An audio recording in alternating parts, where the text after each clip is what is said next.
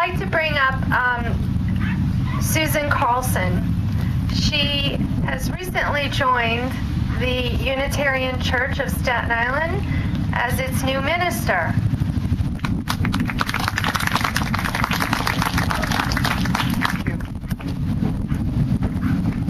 Here we are surrounded by all these symbols of all these lives lost.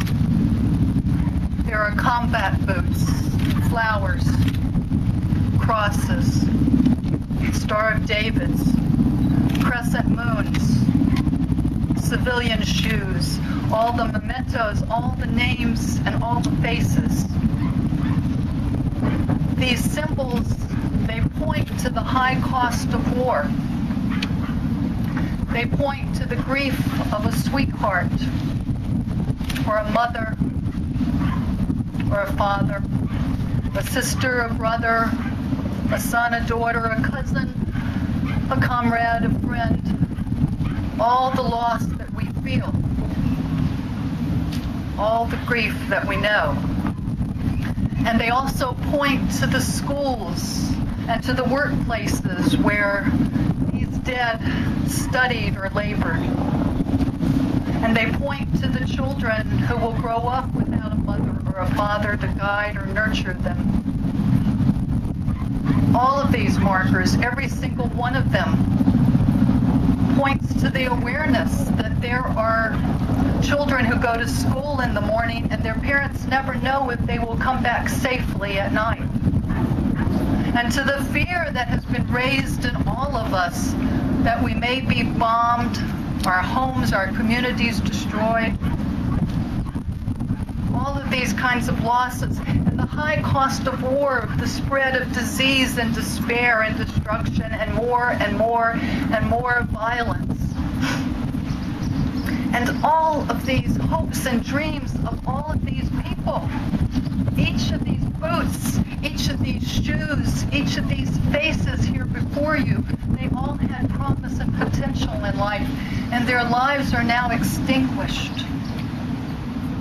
And this kind of a display, these kind of symbols say to us, they make us stop and wonder, what does their sacrifice mean?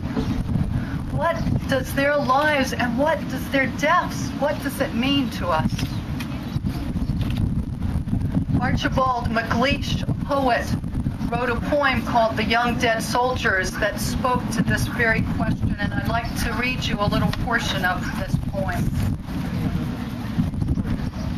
He wrote, "The dead soldiers do not speak. Nevertheless, they are heard in still houses. Who has not heard them? They say, we have given our lives, but until it is finished, no one can say what our lives gave. They say, our deaths are not ours, they are yours. They will mean what you make them. They say, whether our lives and our deaths were for peace and a new hope, we cannot say. It is you who must say this. They say, we leave our deaths, give them meaning. We leave you our deaths. We were young, they say. We have died. Remember us. Remember us. Just last week, one of my Catholic brothers said to a group of us here on Staten Island, he reminded us of the words of a Saint Teresa of Avila, who said that God has no other eyes or ears or hands or feet or mouths other than our own. And so my Memorial Day prayer for each of us, for each of these lives lost, for each of these families, is that we remember them, and that we remember that it is our responsibility to give their lives and their deaths meaning by creating a lasting peace for all of our children. Amen.